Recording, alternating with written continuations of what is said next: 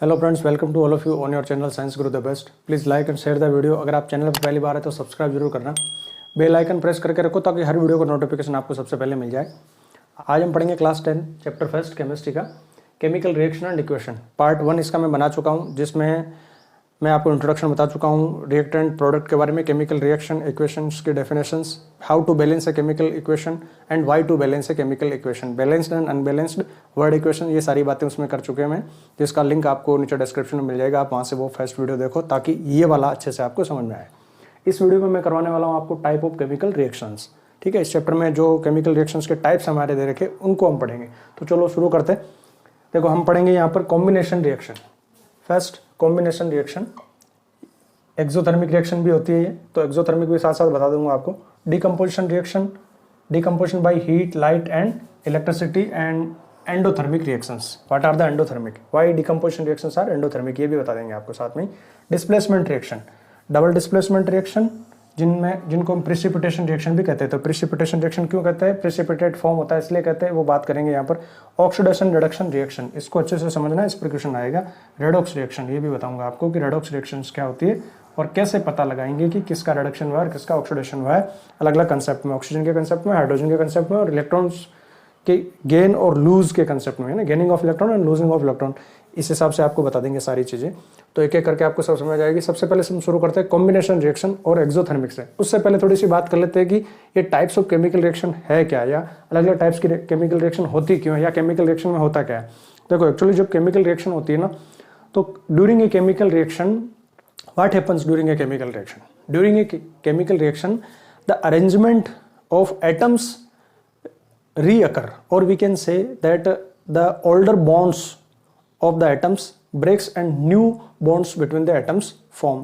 ठीक है, chemical reaction में ये होता है कि जो पुराने बॉन्ड्स होते हैं एटम्स के बीच में वो टूटते हैं और कुछ नए बॉन्ड नए सिरे से बनते हैं प्रोडक्ट में। ठीक है, ना तो एटम न्यूली एटम अपीयर होते हैं और ना ही जो एक्सिस्टिंग एटम्स है वो डिसअपीयर होते हैं।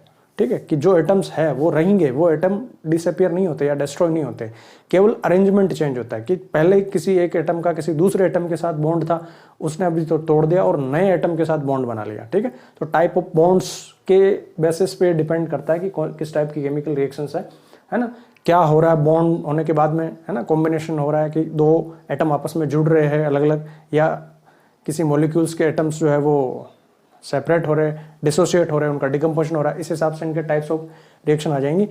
बॉन्ड्स की बात करेंगे हम थर्ड और फोर्थ चैप्टर में, जहां पर हम आयोनिक बॉन्ड और कोवलेंट के बॉन्ड के बारे में पढ़ेंगे। तो वहां पर आपको समझ में आ जाएगा कि किस तरह से बॉन्ड्स जो है वो बनते हैं और किस तरह से बॉन्ड्स का ब्रेकडाउन होता है।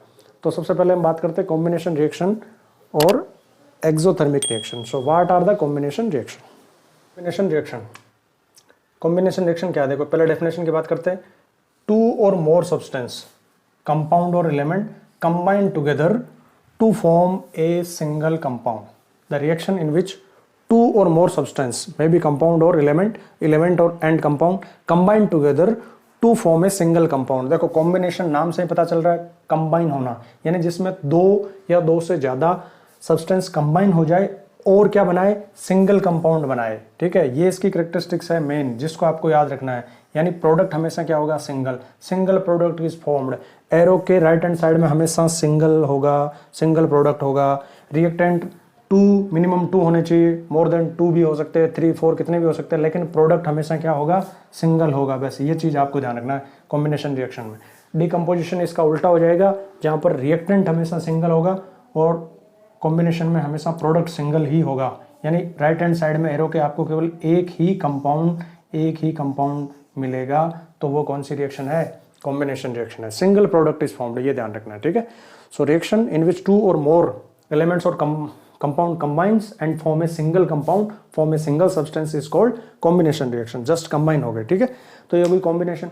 अब देखो कुछ एग्जाम्पल है, ठीक है, जिनसे हम समझते हैं इसको। जैसे ये बुक का एग्जाम्पल है, ये फर्स्ट सेकंड और थर्ड ये तीनों बुक के एग्जाम्पल है। कैल्शियम ऑक्साइड को कहते हैं क्विक लाइम। ठीक है, ध्यान रखना, देखो इस पे क्वेश्चन आता है, क्विक लाइम इसको कहते हैं, ताजा चूना। ठीक है, क्विक लाइम। कैल्शियम ऑक्साइड की रिएक्शन जब वाटर के साथ होती है तो ये रिएक्शन एक तो हाईली एक्सोथर्मिक होती है, जो एक्टिविटी है हमारी बुक में, आप बुक भी साथ साथ देखते जाओ, एक्टिविटी 1.4 जो है उसमें यही रिएक्शन हो रही है। यानी क्विक लाइम के साथ में जब वाटर को ऐड किया जाता है, when we add water in quick lime, the quick lime turn into slaked lime. यानी ये ताज़ा चूना है, ठीक है। और जब इसमें पानी डाला तो ये क्या हो गया, बुझ गया, बुझा हुआ चूना, स्लेक्ड लाइम। तो ये कैल्शियम हाइड्रोक्साइड जो है ना, ये स्लेक्ड लाइम है, इसको हम कहेंगे स्लेक्ड लाइम, ठीक है, कैल्शियम हाइड्रोक्साइड। जब metal oxide, calcium is metal, metal oxide की रिएक्शन वाटर के साथ होती है तो जनरली मेटल हाइड्रोक्साइड बनते हैं, OH हाइड्रोक्साइड है, कैल्शियम हाइड्रोक्साइड बन गया। ये चूने का पानी भी है, इसको लाइम वाटर भी कहेंगे, इसी को हम कहेंगे लाइम वाटर, ठीक है। और इसी लाइम वाटर का एक और यूज है जो अलग से बॉक्स में बुक में दे रखा है ना, वो ये है कि lime water is used for white washing the walls. जो सफेदी करने के लिए दीवारों पर हम करते हैं पुताई, उसके लिए जो काम में लेते हैं वो ये है, कौन, कैल्शियम हाइड्रोक्साइड। तो calcium hydroxide is lime water and use for white washing, ठीक है। अब जब वाइट वॉशिंग होती है तब इसकी क्या रिएक्शन होती है सिलेक्ट लाइम की, यानी लाइम वाटर की। तो देखो जब हम वॉल पे वाइट वॉशिंग करते कुछ टाइम तक वो पड़ा रहता है तो एटमॉस्फेरिक कार्बन डाइऑक्साइड गैस के साथ में इसकी रिएक्शन होती है, किसकी, सिलेक्ट लाइम की, लाइम वाटर की। और कार्बन डाइऑक्साइड के साथ जब रिएक्शन होती है तो ये फॉर्म करता है, यानी वो दीवार पे फॉर्म हो जाएगा, क्या फॉर्म हो जाएगा, calcium carbonate, CaCO3। After 2-3 days CaCO3 will be formed and the CaCO3 will have a shiny finish, ठीक है। इसकी एक शाइनी फिनिश होती है, एक चमक होती है, बिल्कुल व्हाइट कलर का एकदम सफेद झक ये दिखता है, इसलिए वो दीवारें एकदम चमक उठती है, सफेद कलर की दिखाई देती है, ठीक है। CaCO3 is the also formula of marble and formula of chalk. जो चौक बोर्ड पे हम जो लिखते हैं वो उसका भी यही फॉर्मूला है, कैल्शियम कार्बोनेट CaCO3। मार्बल का फॉर्मूला भी यही है, CaCO3। तो मार्बल आपने देखा कैसा होता है, एकदम व्हाइट होता है, तो वो इसी वजह से होता है। तो ये रिएक्शन है, इसको आपको ध्यान से रखना है। इस पर जो आगे क्वेश्चन आएगा वो XY वाला इन टेक्स्ट क्वेश्चन पेज नंबर 10 पे, वो इसी पे बेस्ड है, ठीक है। 1-2 बार CBSE ने पूछा भी है इसको, तो इसलिए मैंने आपको ध्यान से बताया। 3 चीज़ें जो आपको यहाँ पर अच्छे से याद रखनी है, पहली है क्विक लाइम, ताज़ा चूना, कैल्शियम ऑक्साइड, ठीक है। फिर लाइम वाटर या बुझा हुआ चूना, सिलेक्ट लाइम, कैल्शियम हाइड्रोक्साइड, ठीक है। और फिर जो व्हाइट कलर का कंपाउंड फॉर्म हुआ वो है कैल्शियम कार्बोनेट। और देखो यही कार्बन डाइऑक्साइड का कैरेक्टरिस्टिक्स टेस्ट भी है, how you will identify the gas is carbon dioxide. The characteristic test of carbon dioxide is when carbon dioxide gas is passed in freshly prepared lime water। अगर ताज़ा बने हुए चूने के पानी में कार्बन डाइऑक्साइड गैस को फ्लो करेंगे तो चूने का पानी जो है वो पहले से ट्रांसपेरेंट सा होता है, वो हो जाएगा milky because of the formation of CaCO3। तो ये कार्बन डाइऑक्साइड गैस का कैरेक्टरिस्टिक्स टेस्ट भी है, आइडेंटिफाई करेंगे हम कार्बन डाइऑक्साइड को। When carbon dioxide gas is passed in lime water, the lime water turn milky because of the formation of CaCO3, calcium carbonate, ठीक है। और अगर हम एक्सेसिव CO2 अगर इसमें से पास करेंगे तो CaCO3 will turn into CaHCO3, calcium hydrogen carbonate, bicarbonate बन जाएगा और फिर वो मिल्की नहीं रहेगा एक्सेसिव CO2 पास करने पर। ये भी है, तो आगे आपको इसके बारे में बताएंगे। तो ये देखो बाकी second example, carbon plus oxygen, ठीक है। कार्बन प्लस ऑक्सीजन बर्निंग, किसी भी चीज़ की बर्निंग होगी, जैसे बर्निंग ऑफ कोल, ठीक है। इसी तरह से वाटर का जो फॉर्मेशन होता है, ये दोनों गैस हैं, हाइड्रोजन गैस और ऑक्सीजन गैस, और ये बन गया liquid water. So formation of water is also a combination, SO2 plus O2, sulphur dioxide, burning of sulphur dioxide will give SO3, ठीक है। बुक में ये 3 एग्जाम्पल दे रखे। सल्फर डाइऑक्साइड ऑक्सीजन के साथ में रिएक्शन होकर सल्फर ट्राइऑक्साइड SO3 बना रही है। इसी तरह से नेक्स्ट देखो NH3 plus HCl, NH4Cl, ammonium chloride form हो रहा है। NH3 ammonia is the gas, HCl is the gas, ammonia और हाइड्रोक्लोरिक गैस मिलकर अमोनियम क्लोराइड NH4Cl फॉर्म कर रही है। इसी तरह से ये nitric oxide, NO is the nitric oxide, nitric oxide, ठीक है। नाइट्रिक ऑक्साइड की रिएक्शन जब ऑक्सीजन के साथ हो रही है तो नाइट्रोजन डाइऑक्साइड NO2 फॉर्म हो रहा है, नाइट्रोजन डाइऑक्साइड। देखो ये नाइट्रिक ऑक्साइड है NO, ठीक है। ये नाइट्रोजन डाइऑक्साइड है NO2 और N2O है nitrous oxide, nitrous oxide laughing gas. इसी तरह से Fe, आयरन की रिएक्शन अगर सल्फर के साथ करवाए तो आयरन सल्फाइड बनता है, FeS iron sulphide. Na, sodium की रिएक्शन अगर क्लोरीन के साथ करवाए, यहाँ पर सोडियम सॉलिड स्टेट में है, क्लोरीन यहाँ पर गैसेस स्टेट में है, और ये NaCl बन गया, ठीक है, सोडियम क्लोराइड। NaCl ये एक्वस स्टेट में हमको मिल जाएगा, ठीक। तो ये रिएक्शन, अब इसमें से कुछ बैलेंस नहीं है तो इनको आप बैलेंस कर लो। जैसे ये क्लोरीन 2 है, इधर 2 करना है तो इधर 2 लगा दिया, तो इधर भी 2 लगा दो। FeS ये ऑलरेडी बैलेंस ही है। NO प्लस O2, देखो ऑक्सीजन 3 हो रही है तो यहाँ अगर 2 लगा के 4 ऑक्सीजन कर सकते हैं, है ना। 4 करने के लिए यहाँ 2 लगाते हैं, N भी 2 हो जाएगा, ये बैलेंस हो गई। ये ऑलरेडी बैलेंस है ही, ये नहीं है बैलेंस। देखो ऑक्सीजन 2 और 2 4 हो रही है, यहाँ ऑक्सीजन 3 है, यहाँ 2 लगा देंगे तो 6 हो जाएगी ऑक्सीजन। तो ऑक्सीजन को 6 करने के लिए क्या करें, यहाँ नहीं कर सकते क्योंकि Sb2 है, S2 करते ऑक्सीजन 4 + 2 6 हो गया बैलेंस। इसी तरह से आपको बैलेंस करना है, यहाँ पर ये भी बैलेंस नहीं है तो इधर 2 करते हाइड्रोजन 4 हो जाएगा, ये हाइड्रोजन 4 हो गया, ऑक्सीजन 2 हो गई। ठीक, ऐसे आपको इनको सबको बैलेंस कर लेना है। तो ये हो गई कॉम्बिनेशन रिएक्शन। नेक्स्ट हम पढ़ते हैं decomposition reaction, sorry exothermic reaction. अब देखो ये जो रिएक्शन होती है, ये वाली फर्स्ट रिएक्शन जिसकी हम बात कर रहे हैं, activity 1.4, when quicklime react with water or when water is added in quicklime, the quicklime will turn into slaked lime and the reaction is highly exothermic. A lot of heat is released in this reaction. Heat release हो रही है, बाहर निकल रही है, exit कर रही है, तो इसका नाम हो गया exothermic. Heat is evolved, heat is released out, इसलिए इस रिएक्शन को हम कहेंगे exothermic reaction. So the reactions in which heat is released out are called exothermic reactions. Generally combination reactions are the exothermic reactions. ठीक है, जितने भी ये होती है जनरली, सारी नहीं, generally the combination reactions are exothermic reactions. So now what are the exothermic reactions? The reaction in which heat is released out, जिनमें हीट बाहर निकलती है। ठीक है, यानी जो सॉल्यूशन मिक्सचर है वो वार्म हो जाता है, जिस टेस्ट ट्यूब में या बीकर में आप वो करवा रहे हो रिएक्शन, वो गर्म हो जाएगा। अगर हम उसको टच करेंगे वो गर्म हो रहा है, तो इसका मतलब कौन सी रिएक्शन हो रही है? एक्सोथर्मिक रिएक्शन हो रही है। कुछ एग्जांपल्स जो बुक में दे रखे तो उनको हम डिस्कस करते हैं। Exothermic reaction, combination reactions are generally exothermic reactions. Exothermic reactions की बात कर रहे हैं हम। Exothermic reactions are the reactions in which heat is given out, heat is released out along with the formation of product. यानी product बनता है, product बनने के साथ साथ हीट भी बनती है, हीट रिलीज होती है। एक्सोथर्मिक रिएक्शन देखो, एक्सो वर्ड से याद रखो आप, एक्सो मतलब एग्जिट, व्हाट एग्जिट? थर्मो यानी heat. So heat is exit, heat is out, heat is given out, heat is released out. So the reaction in which heat is produced, heat is released out. So reaction in which heat is released along with the formation of product are called exothermic reaction। यानी heat बनती है, heat बाहर निकलती है। कुछ example जैसे ये activity है बुक में जो दे रखी है, ये क्विक लाइम से जो स्लेक लाइम बनता है, adding of water with quick lime will turn the quick lime into slaked lime. चूना बुझ जाएगा, यहाँ पर ये ताज़ा चूना है, ये बुझा हुआ चूना चूने का पानी है और इसमें बहुत सारी हीट भी निकलेगी, रिएक्शन मिक्सचर वार्म हो जाएगा। फिर ये है जो बुक में है कि burning of natural gas.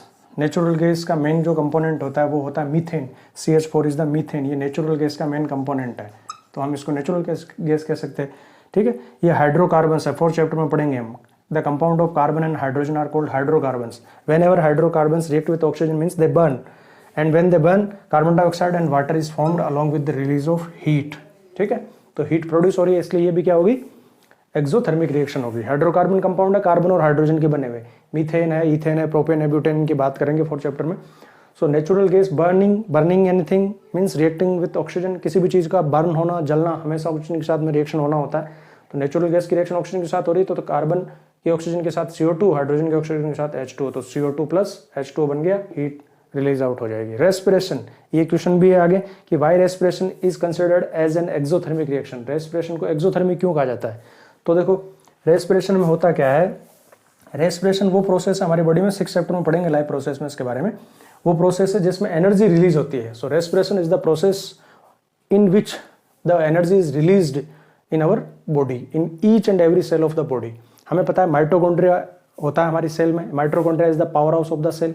So the main function of mitochondria is to release the energy. And how energy is released? Energy is released by the food that we eat is used to release the energy। जो भी bread, rice, potato ये सब हम खाते हैं generally, इनमें सब में कार्बोहाइड्रेट होता है। After digestion the complex molecule of carbohydrate will turn into the simple molecule of the carbohydrate and that is glucose. यानी डाइजेशन के बाद में कार्बोहाइड्रेट से क्या बन जाएगा? ग्लूकोज बन जाएगा। ये ग्लूकोज है, C6H12O6। अब स्टार्ट होगा रेस्पिरेशन। ठीक है, ये डाइजेशन खत्म हो गया यहाँ पर, अब रेस्पिरेशन स्टार्ट होगा हर एक सेल में, माइटोकॉन्ड्रिया में। तो रेस्पिरेशन में क्या होता है कि डाइजेस्टेड फूड ऑक्सीजन के साथ में रिएक्ट करता है। The digested food burn with oxygen. तो ऑक्सीजन किसके साथ में रिएक्शन होती है? जब ऑक्सीजन की रिएक्शन होती है तो कार्बन डाइऑक्साइड और वाटर प्रोड्यूस होता है और साथ में एनर्जी प्रोड्यूस होती है इन दी फॉर्म ऑफ ATP। हमारी बॉडी में ATP की फॉर्म में एनर्जी प्रोड्यूस होती है, adenosine triphosphate. So ATP is the energy currency in our body. 6th chapter में इसके बारे में बात करेंगे। So energy is produced, that's why respiration is considered as an exothermic reaction। तो ये क्वेश्चन आएगा, इसका आंसर आप इस तरह से लिख देना कि why respiration is considered as an exothermic reaction? Because in respiration the digested food, that is glucose, is react with oxygen in mitochondria of each cell and produce carbon dioxide, water as well as energy. So energy is given out in this reaction, that's why it is called exothermic. अब अगला है decomposition of vegetable matter into compost. ठीक है, जो भी vegetable matter है, चाहे वो प्लांट्स है या एनिमल का है, या जैसे हम देखते हैं घरों में सब्जियों के छिलके वगैरह वो सब है, जिनको अगर हम एक जगह गड्ढे में डाल दें खोद के, तो वो क्या हो जाएगी, थोड़े दिन में उसकी खाद बन जाएगी। और ये जो मैटर होगा, अगर आप इसको देखेंगे ना, इस वेजिटेबल मैटर को, तो ये आपको गर्म लगेगा, वार्म फील होगा। आप इसको करके भी देख सकते हैं। ठीक है, तो decomposition of vegetable matter into compost is also an exothermic reaction because heat is released out. ठीक है, इसी तरह से जो हमने पहली रिएक्शन यहाँ पर की थी फर्स्ट एक्टिविटी में, burning of magnesium ribbon. Burning of magnesium ribbon means magnesium is reacting with oxygen and magnesium ribbon burn with A white dazzling flame. Magnesium oxide form होता है और वाइट डेजलिंग फ्लेम के साथ, तो वो flame जो हो रही है यानी हीट तो रिलीज हो रही है ना, तो ये भी क्या होगी, एक्सोथर्मिक रिएक्शन। तो ये कुछ एग्जाम्पल थे एक्सोथर्मिक रिएक्शन के, इनके बारे में आपको पूछा जा सकता है। तो ये याद रखो कौन कौन से एक्सोथर्मिक है। ये अच्छा क्वेश्चन है, इस पे क्वेश्चन बन सकता है रेस्पिरेशन वाला। ठीक है, नेक्स्ट इज डिकम्पोजिशन रिएक्शन। देखो, decomposition is just opposite to combination. Combination का जस्ट अपोजिट है a single substance reactant split into two or more simpler substance is or product is called decomposition reaction. Combination में क्या हो रहा था, two or more simple substance combine and form a single product, a single substance. वहां product एक single था, यहां पर रिएक्टेंट एक सिंगल होगा। ठीक है, और वो स्प्लिट होगा, ब्रेक डाउन होगा। डिकम्पोजिशन का सिंपली मीनिंग भी यही होता है, डिकम्पोजिशन मतलब टूटना। ठीक है, डिकम्पोजिशन मीन्स स्प्लिटिंग अप और ब्रेक्स डाउन होना। ठीक है, डिकम्पोजिशन का मतलब है, तो जब एक सिंगल कोई कंपाउंड हो, एक सिंगल कोई रिएक्टेंट हो और वो टूट जाए, स्प्लिट हो जाए दो या दो से ज्यादा सिंपल सब्सटेंस में, प्रोडक्ट में, तो उसको हम कहेंगे decomposition reaction. Decomposition reactions are generally endothermic reaction. ठीक है, क्योंकि इनको स्प्लिट करने के लिए, इनको तोड़ने के लिए, इनको डिकम्पोज करने के लिए हमें चाहिए heat, energy is required. So heat is required, that's why the reaction is called endothermic reaction. तो पहचान क्या है इसकी, रिएक्टेंट इज सिंगल। कॉम्बिनेशन में क्या था, प्रोडक्ट वाज सिंगल, यहाँ पर रिएक्टेंट एक सिंगल होगा।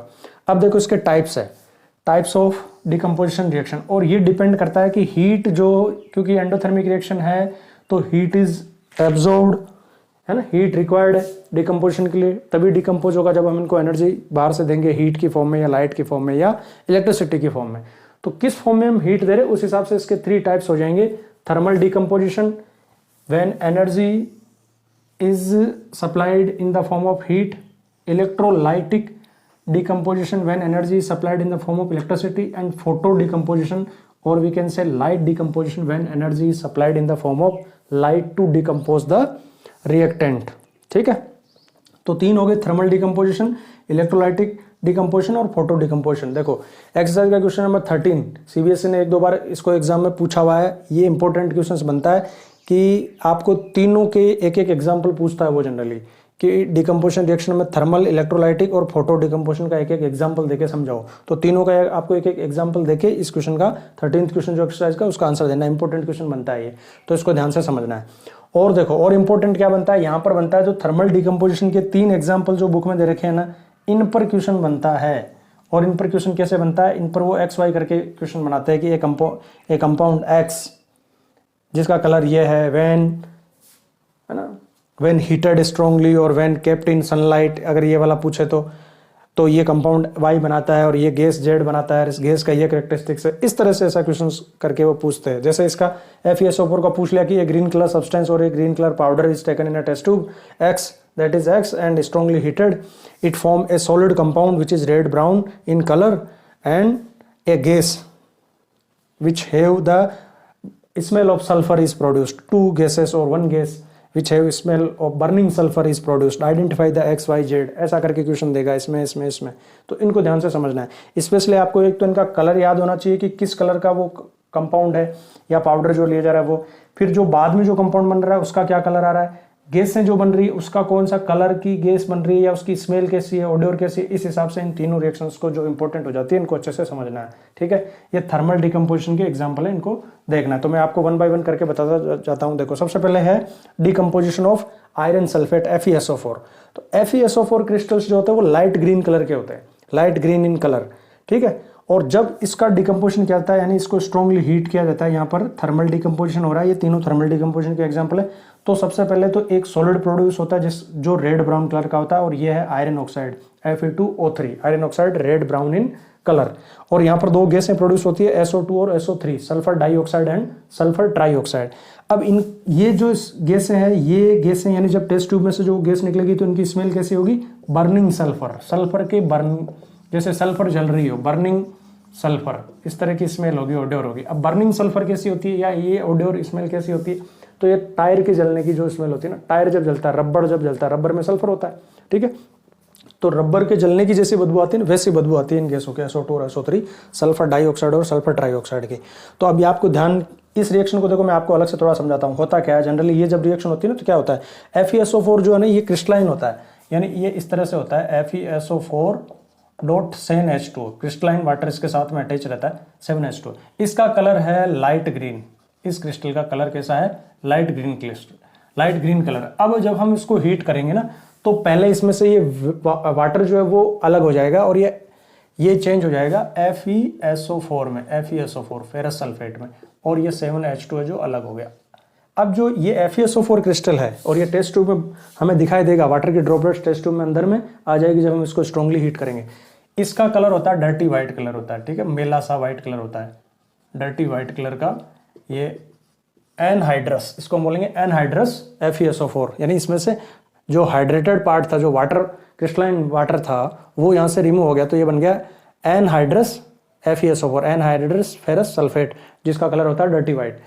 अब ये इसका डिकम्पोजिशन करेंगे हम स्ट्रांगली, अब इसको अगर हीट करेंगे तो ये रिएक्शन होगी आगे, FeSO4 जो है वो रेड ब्राउन कलर सॉलिड, ये टेस्ट ट्यूब में हमको मिलेगा Fe2O3, ठीक है, आयरन ऑक्साइड, साथ में जो गैस निकलेगी वो SO2 और SO3, जिनकी स्मेल या ओडोर से इनको आइडेंटिफाई करेंगे, ओडोर ऑफ बर्निंग सल्फर। तो ये वाली तो हो गई फर्स्ट, इसमें इस तरह से आपको इनका कलर और ये गैस और इनकी स्मेल के बारे में ध्यान रखना। अब नेक्स्ट है कैल्शियम कार्बोनेट। तो देखो कैल्शियम कार्बोनेट जो अभी हमने ये वाली रिएक्शन करवाई थी वहाँ पर, कहाँ पर, कॉम्बिनेशन में हमने क्या करवाया था कि सबसे पहले तो हमारे पास था क्विकलाइम में जब हम वाटर ऐड करते हैं तो बनता है कैल्शियम हाइड्रोक्साइड CaOH2, पहली रिएक्शन तो ये थी, ये स्लैक लाइम बन गया, जो व्हाइट वॉशिंग के लिए हम काम में लेते हैं। White washing, after white washing ये रिएक्शन होती है कि स्लैक लाइम जो होता है वो एटमॉस्फेरिक कार्बन डाइऑक्साइड के साथ में रिएक्शन करके CaCO3 कैल्शियम कार्बोनेट बनाता है। और ये वाली रिएक्शन डिकम्पोजिशन रिएक्शन होती है, बहुत सारे इंडस्ट्रीज में ये काम आती है, इससे हम CaO यानी क्विकलाइम प्रोड्यूस करते हैं। तो जहाँ जहाँ भी सीमेंट बनती है, सीमेंट वाली फैक्ट्रीज में यही रिएक्शन होती है कि वहाँ पर कैल्शियम कार्बोनेट से कैल्शियम ऑक्साइड बनाया जाता है, चूना बनाया जाता है, और क्विकलाइम या लाइम प्रोड्यूस करता है। और lime is the main component of cement, cement का मेन कंपोनेंट है, तो सीमेंट बनाने में ये काम आती है। अब इस रिएक्शन में क्या होता है, तो कैल्शियम कार्बोनेट जो CaCO3 व्हाइट कलर का पाउडर होता है, इसको स्ट्रांगली हीट किया जाता है, और हीट करने पर ये कैल्शियम ऑक्साइड, ये भी व्हाइट कलर का पाउडर ही होता है, ये कैल्शियम ऑक्साइड प्रोड्यूस करता है क्विकलाइम, और कार्बन डाइऑक्साइड गैस प्रोड्यूस होती है। अब कार्बन डाइऑक्साइड गैस कैसी गैस होती है, इसकी कोई स्मेल तो होती नहीं है, ठीक है। कार्बन डाइऑक्साइड गैस का टेस्ट हमें पता है कि क्या है टेस्ट, तो इसको फ्रेशली प्रिपेयर्ड लाइम वाटर में पास करने पर लाइम वाटर टर्न हो जाता है मिल्की, ये रिएक्शन हो जाती है, वापस CaCO3 बन जाता है। इसके अलावा ये गैस कैसी होती है, ये एक्सटिंग्विशिंग, फायर एक्सटिंग्विशिंग गैस होती है। तो इसके अगर बर्निंग नियर के, if we bring a burning candle near to the mouth of test tube then the candle will put off, वो बुझ जाएगी, क्योंकि आग बुझाने वाली गैस होती है, फायर एक्सटिंग्विशिंग गैस है ये CO2, ठीक है। तो ये इस तरह से हो गया। अब ये वाला, इसमें भी कलर है, और ये थोड़ा ध्यान से देखना आपको, PbNO3 वाली रिएक्शन, लेड नाइट्रेट का डिकम्पोजिशन, ये भी हीट से ही होता है, हीट डिकम्पोजिशन है। PbNO3 व्हाइट कलर का पाउडर होता है, जब हम इसको स्ट्रांगली हीट करते हैं ना तो एक येलो कलर का कंपाउंड बनता है, सॉलिड मास बनता है येलो कलर का, जो है लेड ऑक्साइड PbO, तो कलर याद रखो, येलो कलर का बनता है, और ये व्हाइट कलर का पाउडर है। तो और साथ में धुआं निकलता है, जो फ्यूम्स प्रोड्यूस होता है वो होता है इस गैस का, NO2 का, नाइट्रोजन डाइऑक्साइड गैस का, और ये जो धुआं इसका निकलता है वो रेड ब्राउन कलर का होता है। तो रेड ब्राउन कलर फ्यूम्स से आपको इसको आइडेंटिफाई करना है। और इसकी स्मेल जो होती है वो पंजेंट स्मेल होती है, यानी जिसको हम, मतलब सफोकेशन सा फील होता है, और जिसको हम सहन नहीं कर सकते, बहुत ही तीखी इस तरह की पंजेंट स्मेल होती है इसकी। पंजेंट का मतलब होता है असहनीय, जिसको हम सहन नहीं कर सकते, ठीक है। So pungent smell of NO2 nitrogen dioxide, और रेडिश ब्राउन कलर की है ये गैस है। तो अब देखो क्वेश्चन कैसे बनेगा, क्वेश्चन ऐसे बनेगा कि ए वाइट कलर पाउडर और a white colour compound X when strongly heated it form a compound that is yellow in color, a solid mass of a compound Y yellow in color and produce a red brown fumes, identify the red brown fumes और red brown gas and Y and X Y, और इस gas को identify करो, ऐसा question बनता है। तो white colour powder और येलो कलर अगर बने, साथ में रेड ब्राउन फ्यूम्स बने, तो समझ जाओ कि NO2 गैस है, और NO2 गैस और येलो कलर का कंपाउंड लेड ऑक्साइड है, और जो डिकम्पोजिशन रिएक्शन है वो लेड नाइट्रेट की है। तो लेड नाइट्रेट का डिकम्पोजिशन करने पर, थर्मल डिकम्पोजिशन करने पर क्या बनेगा, लेड ऑक्साइड बनेगा PbO जो येलो कलर का होगा, और NO2 गैस बनेगी, साथ में ऑक्सीजन भी बन रही है, NO2 गैस बनेगी जो रेड ब्राउन फ्यूम होगी, इसकी रेड ब्राउन फ्यूम्स, और ये पंजेंट स्मेल इसकी होगी, ठीक है, जिसको हम टॉलरेट नहीं कर सकते, सहन नहीं कर सकते। तो तीनों को अच्छे से याद रखना है। Colour FeSO4 green in colour, CaCO3 और PbNO3 व्हाइट इन कलर। यहाँ पर जो बन रहा है वो रेड ब्राउन कलर का बनता है, आयरन ऑक्साइड। ये आयरन ऑक्साइड वही है लगभग जो रस्ट होता है, तो रस्ट होने पर आयरन ऑक्साइड कैसा होता है, रेड ब्राउन कलर का, ठीक है। और येलो कलर का लेड ऑक्साइड येलो कलर का होता है, ये याद रखो। ये रेड ब्राउन फ्यूम्स NO2 की है, और बर्निंग सल्फर की स्मेल वाली SO2 और SO3 गैसेस है, ठीक है। अब नेक्स्ट डिकम्पोजिशन है इलेक्ट्रोलाइटिक और इलेक्ट्रोलाइसिस, यानी when the decomposition reaction is done with help of electricity, when electricity is passed through the solution and the solution decompose, जैसे वाटर, ठीक है। जब हम वाटर का इलेक्ट्रोलाइटिक डिकम्पोजिशन करेंगे, इसमें इलेक्ट्रिसिटी फ्लो करेंगे, ये एक्टिविटी भी दे रखी है, मैं बताऊंगा आपको अलग से। तो इसमें वाटर डिकम्पोज हो जाता है हाइड्रोजन और ऑक्सीजन गैसों में, ठीक है। गैसेस प्रोड्यूस होती है हाइड्रोजन एंड ऑक्सीजन गैस। तो ये इसका एग्जाम्पल है इलेक्ट्रोलाइटिक डिकम्पोजिशन का, decomposition of water into hydrogen and oxygen gases. फिर है photo decomposition, when decomposition is done with help of light, sunlight की हेल्प से अगर किया जा रहा है तो वो फोटो डिकम्पोजिशन या लाइट डिकम्पोजिशन कहलाता है। अब इसमें बुक में ये दो एग्जांपल दे रखे, एक तो AgCl का और एक AgBr का। देखो कलर याद रखना है, यहाँ पर भी वही कलर वाला ऐसा जैसा यहाँ बना था उस तरह का क्वेश्चन बन सकता है। A white colour compound when kept in sunlight turn a grey mass और a solid component which is grey in colour produce है solid component which is grey in colour and a gas is produced, एक chlorine gas is produced है, इस तरह से कुछ कह सकता है। तो देखो यहाँ पर इसका डिकम्पोजिशन होगा तो Ag सिल्वर अलग हो जाएगा और क्लोरीन गैस Cl2 अलग हो जाएगा। ये Ag जो चांदी का कलर कैसा होता है, ग्रे कलर की चांदी, तो ग्रे कलर हो जाए। इसी तरह से AgBr, ये वाली जो रिएक्शन है AgBr में, इसमें भी वही Ag ग्रे कलर में, ठीक है, सिल्वर ग्रे कलर की अलग हो जाएगी और bromine gas Br2 bromine gas निकलेगी, ठीक है। ये वाली जो रिएक्शन है ना नीचे वाले AgBr वाली, ये फोटोग्राफी में, ब्लैक एंड व्हाइट फोटोग्राफी में काम आती है। अब आजकल तो ब्लैक एंड व्हाइट फोटोग्राफी होती नहीं, तो ब्लैक एंड व्हाइट फोटोग्राफी में जो फिल्म बनती थी, फोटोग्राफिक जो फिल्म होती थी, उस फिल्म में इसका ऊपर ये AgBr उसके ऊपर जो है ना वो पूरा इसका लेप होता था, इसकी जो ऊपर जो होता था सॉल्यूशन, उस फिल्म के ऊपर वो जो पट्टी होती थी एक्सरे जैसी, उसके ऊपर AgBr होता था। तो जब लाइट के साथ इसकी रिएक्शन होती थी Ag में टर्न हो जाता है और Br2 यानी ब्रोमीन गैस प्रोड्यूस करता है, ठीक है। इसी तरह से एक जो आर्टिफिशियल रेनिंग के लिए काम में लेते हैं ना, ये बात बारिश करवाने के लिए, तो वहाँ पर भी इसी Ag का कंपाउंड काम में आता है, इसका नाम है AgI सिल्वर आयोडाइड, ठीक है, AgI काम में आता है। तो वो रिएक्शन भी ऐसे ही होती है, AgI से Ag और I2 यानी आयोडीन में चेंज हो जाएगा ये। तो ये डिकम्पोजिशन रिएक्शन है, ठीक है, थर्मल डिकम्पोजिशन, इलेक्ट्रोलाइटिक डिकम्पोजिशन और फोटो डिकम्पोजिशन। अब इस इलेक्ट्रोलाइटिक डिकम्पोजिशन वाली एक्टिविटी जो वाटर वाली है ना, इसको मैं थोड़ा सा आपको बताता हूँ। इसमें क्या होता है कि हम दोनों इलेक्ट्रोड लेंगे, एक कैथोड और एक एनोड। कौन से इलेक्ट्रोड पर कौन सी गैस बनेगी, हाइड्रोजन का मास डबल होगा ऑक्सीजन मास के कंपेरेटिव। तो क्यों डबल होगा, ये क्वेश्चन में बनता है कि why the gas mass of hydrogen is double two the mass of oxygen. इस क्वेश्चन को पूछा जाता है कि कौन सी गैस का मास डबल होगा और क्यों होगा, ऐसा कुछ। तो इसको बताता हूँ आपको, ठीक है। Electrolytic decomposition of water, book में एक्टिविटी 1.7 है, ये पेज नंबर 9 पे। तो इसको समझते हैं। देखो क्या होता है कि जब इलेक्ट्रिसिटी पास की जाती है वाटर में, H2 लिक्विड है, ठीक है, इलेक्ट्रिसिटी पास की जाती है तो इसका डिकम्पोजिशन हो जाता है हाइड्रोजन और ऑक्सीजन गैसेस में, हाइड्रोजन गैस ऑक्सीजन गैसेस, ठीक। अब देखो इसको बैलेंस अगर हम करें ना इस रिएक्शन को, तो देखो यहाँ पर ऑक्सीजन 2 है, इधर ऑक्सीजन 1 ही है, तो यहाँ पर हम 2 लगा देते हैं। ऑक्सीजन 2 हो गया, हाइड्रोजन 4 हो गया, तो हाइड्रोजन को 4 करने के लिए यहाँ पर 2 लगा देते हैं। अब देखो आप यहाँ पर by volume, ratio by volume क्या है, हाइड्रोजन 4 एटम है और ऑक्सीजन कितना है, ऑक्सीजन 2 एटम है, ठीक है।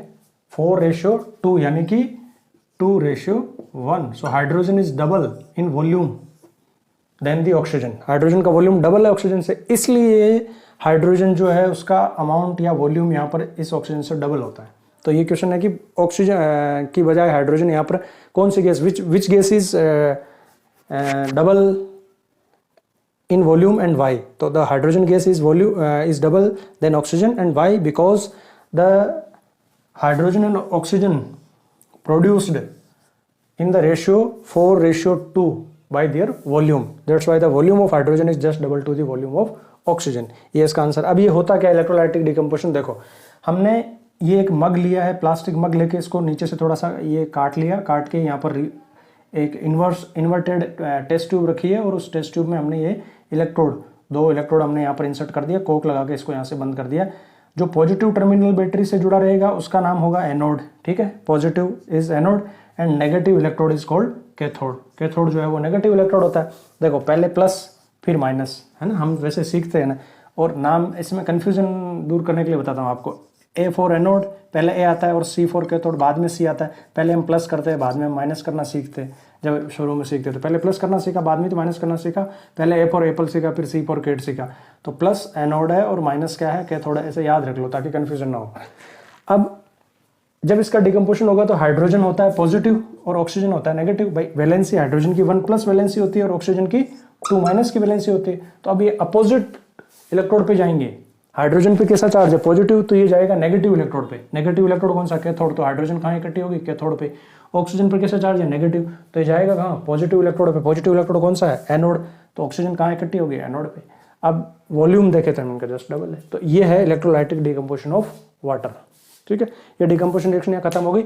Decomposition reactions are called endothermic reaction. So what are the endothermic reactions? Reactions in which heat is required, heat is absorbed. The reaction in which heat is absorbed, the reaction in which energy is absorbed. Energy may be in the form of heat, light or electricity. Reaction in which energy is absorbed is called endothermic reaction. Endo means inside, अंदर, जिसमें अंदर की तरफ जाती हो, है ना, endothermic. Endo means inside. जैसे एक्सो का मैंने आपको बताया ना, एक्सो मतलब exit, in which heat is release out, heat is release out is exothermic reaction. And endo मतलब इनसाइड, अंदर, जिसमें हीट एब्जॉर्ब हो, वो हो गई endothermic.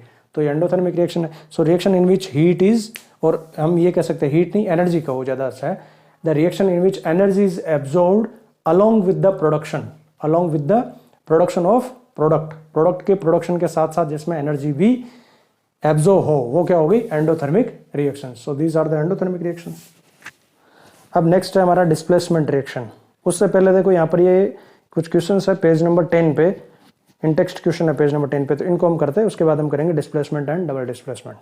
In text question page number 10, देखो पेज नंबर 10 पे है ना, यहाँ पर 2 क्वेश्चन दिए हुए, देखते हैं इनको कैसे करेंगे। सबसे पहला क्वेश्चन देखते हैं, ए solution of substance x is use for white washing.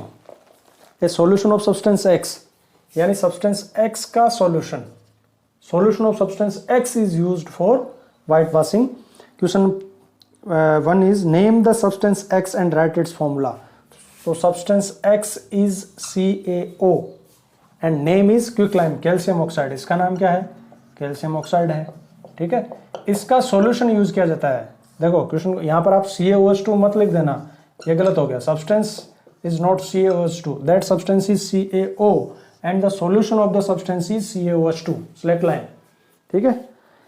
Write the reaction of the substance X named in above with the water. So substance X and its formula is, the substance X is calcium oxide CaO, formula is CaO. अब इसकी reaction लिखनी है water के साथ में।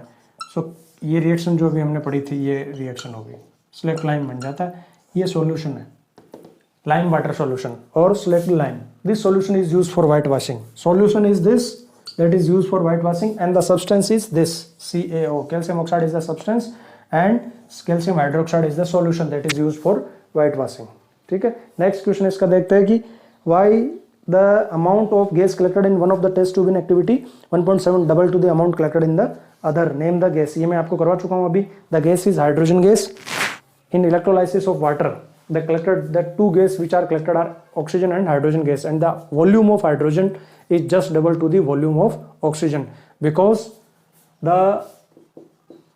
when we electrolyte the water by using electricity, then the 4 part by volume hydrogen is produced and 2 part oxygen is produced, ठीक है। ये होती है, बैलेंस करेंगे तो, so by ratio by volume is 4:2, so we can say 2:1, so the amount of hydrogen is just double to the amount of oxygen, the volume of hydrogen is just double to the volume of oxygen. ये आपको यहाँ पर लिखना है। Next हमारा displacement reaction. What are the displacement reaction, ये करते हैं। Next is displacement reaction. Displacement reaction का क्या मतलब है? देखो, डिस्प्लेसमेंट का मतलब होता है एक को हटा के उसकी जगह कोई दूसरा आ जाता है तो वो उसको डिस्प्लेस कर देता है। ठीक है, यही चीज़ है सेम। तो डिस्प्लेसमेंट रिएक्शन में क्या होता है कि किसी कंपाउंड का एक एलिमेंट किसी दूसरे एलिमेंट के द्वारा डिस्प्लेस कर दिया जाता है। कौन किसको डिस्प्लेस करेगा? मोर reactive will displace less reactive. भाई जो ताकतवर होगा वही तो कमजोर को हटाएगा, है ना? कौन हटाएगा? ताकतवर कमजोर को हटाएगा, डिस्प्लेस करेगा। So more will displace less, more less को डिस्प्लेस कर देगा। More reactive will displace less reactive. अब मोर और लेस रिएक्टिव कौन कौन है ये कैसे पता चलेगा? तो इसकी एक सीरीज है, रिएक्टिविटी सीरीज और activity series of the element, और ये थर्ड चैप्टर में आएगी आपके activity series of the metal. अभी मैं आपको बता दूंगा, ट्रिक भी बता दूंगा कैसे उनको याद रखना है, वो याद रखो आप। उसमें जो टॉप पे आ रही है, reactivity series is the series or arrangement of the element or the metal in which that more reactive metals are at the top and less reactive metals are at the bottom. More reactive ऊपर है और less reactive नीचे है। तो जो metal ऊपर आ रही है उस सीरीज में वो नीचे वाली मेटल को डिस्प्लेस कर सकती है, नीचे वाली मेटल ऊपर वाले को नहीं कर सकती। ये आपको बताऊंगा। पहले ये डेफिनेशन और ये जो बुक में दे रखा है ना एग्जांपल्स, इनकी बात कर लेते हैं। देखो, डिस्प्लेसमेंट रिएक्शन एन एलिमेंट और आयन मूव्स आउट। ठीक है, एक एलिमेंट या आयन मूव आउट हो जाता है और वन कंपाउंड इनटू अनदर, एक कंपाउंड से दूसरे में। जैसे यहाँ पर आप देखो H2S है, यहाँ पर ये H2S में से हाइड्रोजन अलग हो गया, वन एलिमेंट और one ion is moves out and it forms ZnS। ठीक, इसी तरह से यहाँ देखो कॉपर सल्फेट में से कॉपर निकल गया और कॉपर की जगह आयरन आ गया, FeSO4 हो गया। सो वन एलिमेंट और ion moves out of the one compound, moves out of one compound into another, एक से दूसरे में चले जाता है। ठीक, और one element less reactive is replaced by another more reactive. Metal के केस में ऐसा होता है, मोर reactive metal will displace less reactive metal from its solution, उसके सॉल्यूशन में से। जैसे कॉपर सल्फेट सॉल्यूशन है, ये मेटल का सॉल्यूशन हो गया तो ये लेस रिएक्टिव मेटल है। Iron is more reactive metal, so iron will displace copper, copper को हटा देगी। One part of A molecule is displace by another, ये मॉलिक्यूल है, इसका एक पार्ट दूसरे के द्वारा डिस्प्लेस कर दिया जाएगा। इसका एक पार्ट यानी कॉपर को यहाँ पर ये Pb Zn और Fe डिस्प्लेस कर रहे हैं। ठीक है, ये वाली रिएक्शन पे क्वेश्चन बनता है। आयरन नेल वाले की जो एक्टिविटी है वो यही है, इस पर Fe और कॉपर सल्फेट वाले ये वाले, इसको समझते हैं। देखो ये क्या है, ठीक है। तो कॉपर सल्फेट सॉल्यूशन जो होता है वो ब्लू कलर का सॉल्यूशन होता है। Copper sulphate solution is blue in colour. Copper sulphate blue colour के क्रिस्टल्स होते हैं, ध्यान रखो। ठीक है, इसको ब्लू विट्रोल भी कहा जाता है, ब्लू विट्रोल, नीला थोथा। Copper sulphate, when iron nail is dipped in the solution of copper sulphate, the copper sulphate solution turn blue to green. FeSO4 ferrous sulphate, अभी हमने पहले भी ये देखी थी रिएक्शन, तो ग्रीन कलर का होता है FeSO4। तो सॉल्यूशन का कलर ब्लू से कैसा हो गया, ग्रीन हो गया। और जो आयरन नेल थी वो आयरन नेल के ऊपर एक पाउडर सा जमा हो गया जो ब्राउन कलर का है। ठीक है, रेड ब्राउन कलर का पाउडर सा जमा हो गया, और वो क्या है, वो कॉपर है। यानी इसने क्या किया, आयरन ने कॉपर को वहां से डिस्प्लेस कर दिया और खुद आ गया इसकी जगह। ठीक है, क्योंकि ये मोर रिएक्टिव है, ये लेस रिएक्टिव है। कॉपर, कॉपर को हटा के आयरन आ गया, तो आयरन FeSO4 बन गया और ये ग्रीन कलर का होता है। और कॉपर यहाँ से अलग होकर कहाँ जमा हो गया, वो जो लोहे की कील थी, आयरन नेल थी, उस आयरन नेल के ऊपर यहाँ पर डिपॉजिट हो गया, इसके ऊपर कॉपर। ठीक, ये रिएक्शन। इसी तरह से जिंक और कॉपर सल्फेट, कॉपर को हटा के जिंक आ गया तो ZnSO4 जिंक सल्फेट। इसी तरह से कॉपर क्लोराइड CuCl2 और Pb आ गया कॉपर की जगह तो PbCl2। ठीक है, लेड क्लोराइड और कॉपर अलग हो गया। तो ये सारी की सारी रिएक्शन क्या है, डिस्प्लेसमेंट रिएक्शन है या सिंगल डिस्प्लेसमेंट रिएक्शन है। म्यूचुअली डिस्प्लेस नहीं हो रहे, सिंगल डिस्प्लेसमेंट है। अभी डबल डिस्प्लेसमेंट में क्या होगा, दो कंपाउंड होंगे। यहाँ पर एक एलिमेंट एक कंपाउंड है, एक एलिमेंट एक कंपाउंड, एक एलिमेंट एक कंपाउंड। वहां पर दोनों तरफ दो कंपाउंड होंगे और कंपाउंड के आयन म्यूचुअली इंटरचेंज होंगे। ये आयन इसके पास आ जाएंगे, ये इसके पास चले जाएंगे, तो वो डबल डिस्प्लेसमेंट। यहाँ पर सिंगल डिस्प्लेसमेंट है, सिंगल एक बार ही डिस्प्लेसमेंट हुआ, इसने इसको डिस्प्लेस किया बस। वहां पर क्या होगा, ये इसको डिस्प्लेस करेगा तो ये बदले में ये इसको भी डिस्प्लेस करेगा, इधर कंपाउंड होगा एलिमेंट की जगह। ठीक है, तो ये सिंगल डिस्प्लेसमेंट होगी। अब वो रिएक्टिविटी सीरीज बताता हूं आपको, जो आपको याद रखनी है, जिसमें जो ऊपर आ रही है वो नीचे वाली मेटल को डिस्प्लेस कर देगी। तो रिएक्टिविटी सीरीज को देखते हैं। देखो, डिस्प्लेसमेंट रिएक्शन में क्या होगा, मोर reactive metal will displace less reactive metal from its salt solution. तो मोर कौन है, लेस कौन है, ये हमको जानना जरूरी है। Which metal is more reactive than the other metal. तो इसके लिए रिएक्टिविटी सीरीज है, थर्ड चैप्टर में ये है। आपको फर्स्ट चैप्टर में मैं अभी से ये बता रहा हूँ। देखो, सबसे ऊपर जो है मेटल वो मोर रिएक्टिव या मोस्ट रिएक्टिव मेटल है। सबसे नीचे जो बॉटम पे है इस सीरीज में, ये अरेंजमेंट है। Reactivity series is the arrangement of metal on the basis of their reactivity. The more reactive metal are at the top and less reactive metal are at the bottom. ठीक है, पता चल गया आपको। ये मेटल है, देखो, potassium, sodium, lithium, calcium, magnesium, aluminium, zinc, iron, SN, tin, Pb, lead, H यहाँ नॉन मेटल है। क्यों लिखा, थर्ड चैप्टर में आपको पता रहेगा। इससे ऊपर वाली अलग तरीके से रिएक्ट करती है, नीचे वाले अलग। कॉपर Hg, परकरी Ag, सिल्वर, चांदी Au, गोल्ड और Pt, प्लेटिनम। देखो, सबसे महंगी जिनके जेवर बनते हैं ठीक है, ज्वेलरी बनती है, जिनके आभूषण बनते हैं, वो सारी मेटल कौन सी है, सबसे नीचे वाली लेस रिएक्टिव मेटल, इसीलिए उनकी रस्टिंग नहीं होगी, खराब नहीं होगी वो, ठीक है, लंबे टाइम तक उनकी चमक रहेगी, ग्लिटर रहेगी, इसलिए वो सबसे महंगी है, कॉस्टली है, प्लेटिनम, गोल्ड और सिल्वर। याद कैसे करना है, देखो ये एक हिंदी में मैंने सेंटेंस बनाया, आप अपनी तरफ से भी कोई ट्रिक बना के, कुछ सेंटेंस बना के, कोई लाइन बना के याद रख सकते हो। मेरी लाइन ये है, मान लो एक कनालिका नाम की लड़की है, ये उसका सरनेम है मुगल, ठीक है, कनालिका मुगल, कैनालिका, मुग और अल दोनों को मिला के मैंने बनाया कनालिका मुगल। अब उस लड़की को वो जानती है कि फैशन पर है, और क्यों है, चांदी सोना प्लेटिनम, वो ये जानती है कि चांदी सोना और प्लेटिनम फैशन पर है और क्यों है ये भी जानती है। तो ऐसे करके एक सेंटेंस बना लिया, इस हिसाब से आप याद कर लो इसको, कनालिका मुगल जाने फैशन पर है, क्यों है चांदी सोना प्लेटिनम, ये लाइन है, इससे आप इसको याद कर सकते हो, ठीक है। कनालिका मुगल जाने फैशन पर है, पहला है का मतलब हाइड्रोजन है, दोबारा जो है आ रहा है उसका मतलब है मरकरी। कनालिका मुगल जाने, कनालिका मुगल जाने फैशन पर है, क्यों है चांदी सोना प्लेटिनम, ऐसे आप याद रख लो। अब इसके हिसाब से ये देखो मैंने कुछ रिएक्शंस लिखी, इनको देखो आप, जो ऊपर आ रही है वो मेटल नीचे वाली को डिस्प्लेस कर देगी, नीचे वाली ऊपर वाली को नहीं कर पाएगी इस सीरीज में। तो देखो सारा सॉल्यूशन किसका है, जिंक का, जिंक कहाँ पर है, तो जिंक यहाँ पर है, इससे ऊपर वाली इसको डिस्प्लेस कर सकती है, नीचे वाली नहीं। एल्यूमिनियम इससे ऊपर है, तो ये रिएक्शन हो जाएगी। अब देखो FeSO4 आयरन, आयरन कहाँ पर है, ये रहा यहाँ पर है, और कॉपर, कॉपर कहाँ पर है, कॉपर तो इससे नीचे है, तो ये रिएक्शन नहीं होगी क्योंकि copper is less reactive than iron. AgNO3, Ag यहाँ पर है, तो इससे ऊपर वाले इसको डिस्प्लेस कर सकती है, तो कॉपर इससे ऊपर है, तो ये रिएक्शन हो जाएगी। Copper can displace silver from silver nitrate. ये एल्यूमिनियम ऑक्साइड, Ag एल्यूमिनियम कहाँ पर है, ये यहाँ पर है, और Ag कहाँ पर है, नीचे है, तो ये रिएक्शन नहीं होगी। ये देखो ZnS, जिंक कहाँ पर है, ये रहा, रिएक्शन किसके साथ हो रही है, टिन के साथ, टिन कहाँ पर है, टिन नीचे है, ये रिएक्शन नहीं होगी। तो अब आप इजीली बता सकते हो कि कौन सी डिस्प्लेसमेंट रिएक्शन होगी और कौन सी नहीं होगी, which one is more reactive and which one is less reactive. ये ट्रिक है, इससे आप याद कर लो, डिस्प्लेसमेंट रिएक्शन खत्म। नेक्स्ट है डबल डिस्प्लेसमेंट रिएक्शन। देखो डबल डिस्प्लेसमेंट रिएक्शन क्या है, two compounds react by an exchange of ions to form two new compounds. Two compound react and exchange ions to form two new compounds. जैसे दो compound AB और CD, दो compound react करेंगे और ion का exchange करके दो नए कंपाउंड बनाएंगे। जैसे A के साथ B है, यहाँ पर A के साथ D आ गया। ये जनरली पहले जो लिखा रहता है पॉजिटिव, बाद वाला नेगेटिव, पॉजिटिव नेगेटिव, तो इस पॉजिटिव के साथ ये नेगेटिव की जगह इधर वाला नेगेटिव आ गया, तो A के साथ D आ गया, AD, और इस पॉजिटिव के साथ C के साथ इधर वाला नेगेटिव आ गया B, तो बन गया CB। ठीक है, इसको हम ऐसे भी कह सकते हैं कि reaction in which the positive and negative ions of two substances in a solution are mutually interchanged. Generally this reaction take place in solutions में ये रिएक्शन होती है, and the ions mutually interchanged. जो आयंस होते हैं पॉजिटिव और negative, वो कंपाउंड्स, जो दो कंपाउंड होते हैं वो म्यूचुअली एक दूसरे के साथ क्या करते हैं, इंटरचेंज कर लेते हैं, इसका आयन इसके साथ, इसका इसके साथ, तो ये रिएक्शन होती है। अब ये रिएक्शन है ना, इस रिएक्शन को प्रिसिपिटेशन रिएक्शन भी कहते हैं। Why?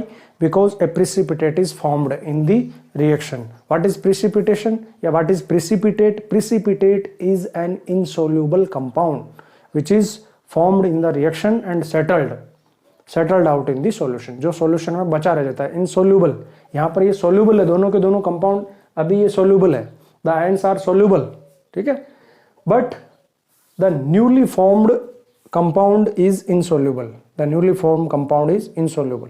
So that insoluble compound of the solution is called precipitate, and the reaction in which a precipitate is formed is called precipitation reaction. तो double displacement reaction precipitation reaction भी है।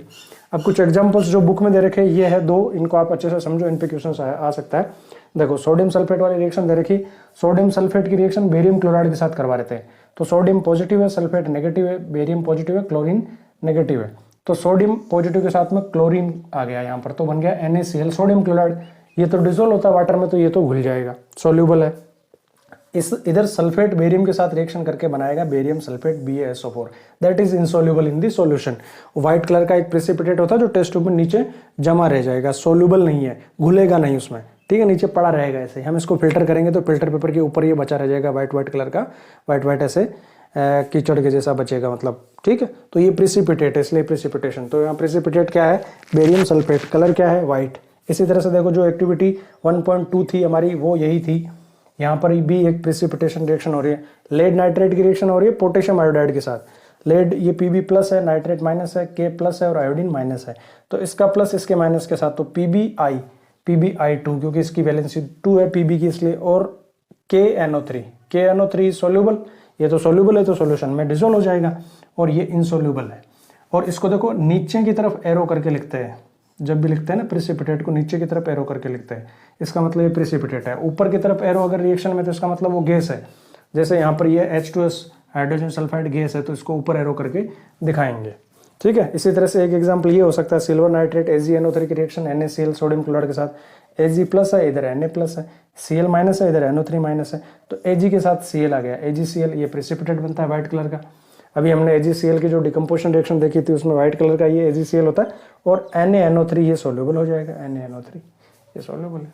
इसी तरह से कुछ एग्जांपल्स ये भी है, जैसे बेरियम क्लोराइड सल्फ्यूरिक एसिड के साथ में, ठीक है। तो यहाँ पर बेरियम के साथ में सल्फेट आ जाएगा, तो बेरियम सल्फेट का प्रेसिपिटेट बन गया, हाइड्रोजन और क्लोरीन मिलकर HCl बना लेंगे। FeS के साथ H2SO4, तो H2 और S मिलकर H2S हाइड्रोजन सल्फाइड गैस और FeSO4 का प्रेसिपिटेट बन गया। कॉपर सल्फेट के साथ अमोनियम हाइड्रोक्साइड, तो NH4 ये प्लस है और OH माइनस है, Cu प्लस है और SO4 माइनस है, Cu2 प्लस होता है, तो Cu के साथ OH कॉपर हाइड्रोक्साइड का प्रेसिपिटेट बन गया, और अमोनियम सल्फेट बन गया NH4 जो सोल्यूबल होता है। तो ये डबल डिस्प्लेसमेंट रिएक्शन होगी, reaction in which two compounds mutually interchange their ions and form two new compounds is called double displacement reaction. Generally double displacement reactions are the precipitation reactions. What are the precipitation reactions? Reactions in which a precipitate is formed is called precipitation reaction. What is precipitate? Precipitate is an insoluble compound that is formed in the solution and which settled out, ठीक है। तो ये हो गई हमारी double displacement reaction.